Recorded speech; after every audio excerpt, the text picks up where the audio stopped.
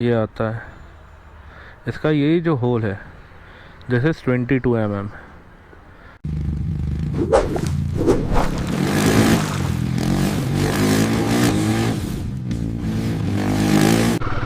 Hello hello hello hello hello hello, mike testing, hello hello hello. So अब जैसे कि 19 जून पास आता जा रहा है, जो हमारा लद्दाख राइड का स्टार्टिंग डे होगा, उस दिन के लिए धीरे धीरे तैयारियां जारी हैं गाड़ी की। और अभी मैं जा रहा हूँ अपने बाइक में नकल गार्ड्स लगाने के लिए यहाँ के, एंड हैंडल राइजर्स इंस्टॉल कराने के लिए। तो लेट्स सी जा कर के कैसे हमारे हैंडल बार इंस्टॉल होते हैं और किस तरीके से हमारे नकल गार्ड इंस्टॉल होते हैं। तो लेट्स सी। मैकेनिक शॉप से होके वापस आ गए हैं अब हम, और नकल गार्ड मेरे इंस्टॉल हो गए हैं गाड़ी पे।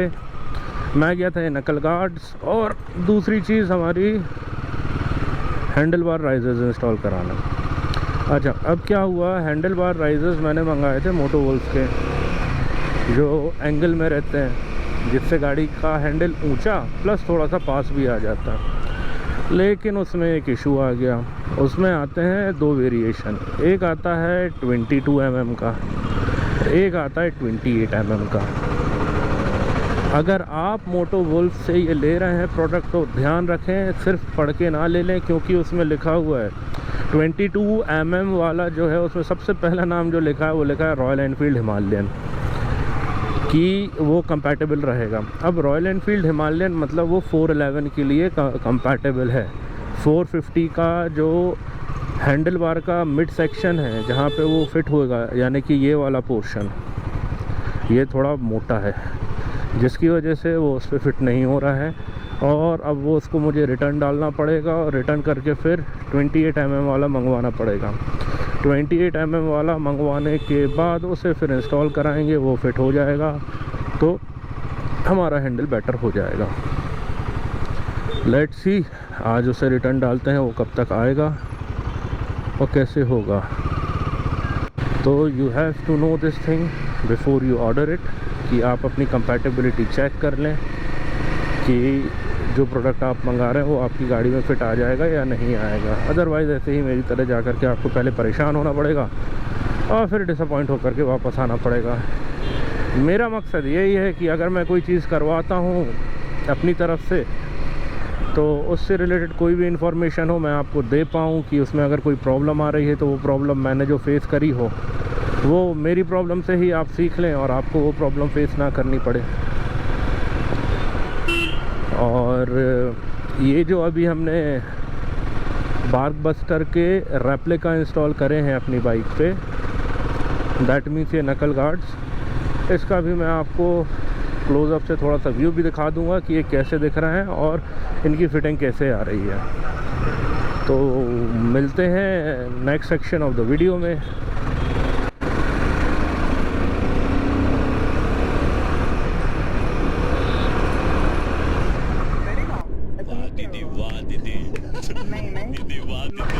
वेरी गुड दीदी, ऐसे ही सर पे हाथ फेरते रहो, सामने वाले की एस्थेसी हो जाएगी।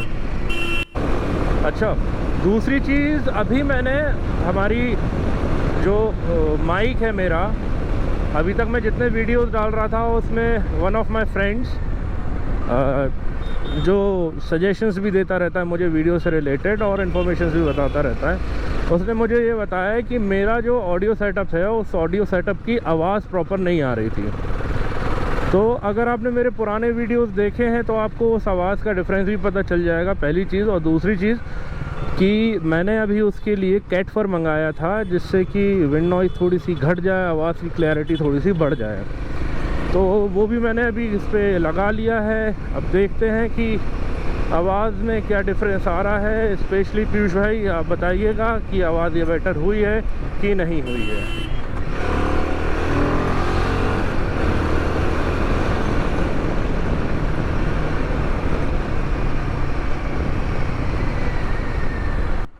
एक चीज़ और मैंने देखी है कि लोअर स्पीड्स में आवाज़ बेटर रहती है, हायर स्पीड्स में गड़बड़ा जाती है। तो राइट नाउ मैं अभी 80-85 की स्पीड पे हूँ, मुझे तो हवा की आवाज़ बहुत ज़्यादा आ रही है। ऑडियो में मैं देखता हूँ कि इस कैट फर से कितना डिफरेंस आया है और आवाज़ में कोई बदलाव आया है कि अभी भी आवाज़ वैसी ही बफेट कर रही है। Let's see. So this is the नकल गार्ड जो मैंने इंस्टॉल कराया है। लिखा ज़रूर इस पर बाग बस्टर्स है, लेकिन ये रेप्लिका है बाग बस्टर्स का।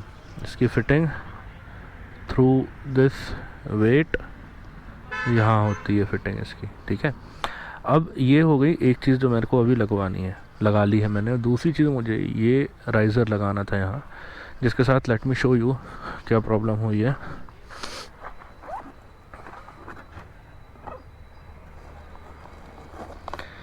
दिस इज़ द प्रोडक्ट जो मैंने मंगाया था।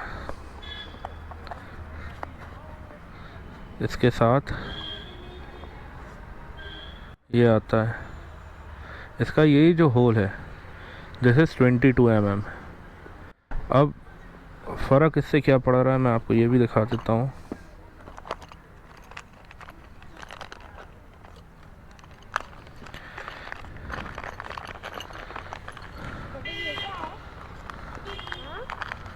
बता रहा बेबी, ये देखिए आप,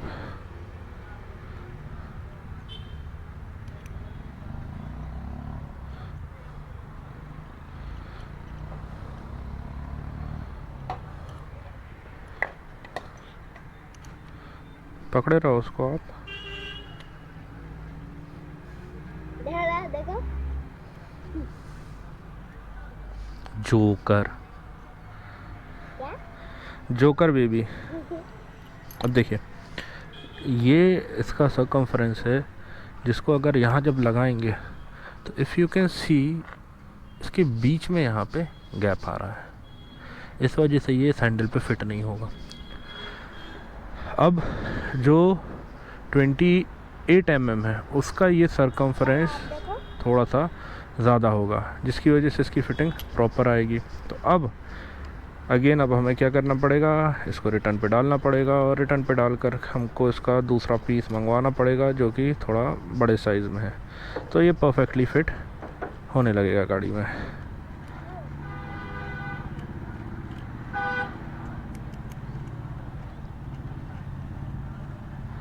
let's keep it back for the time being.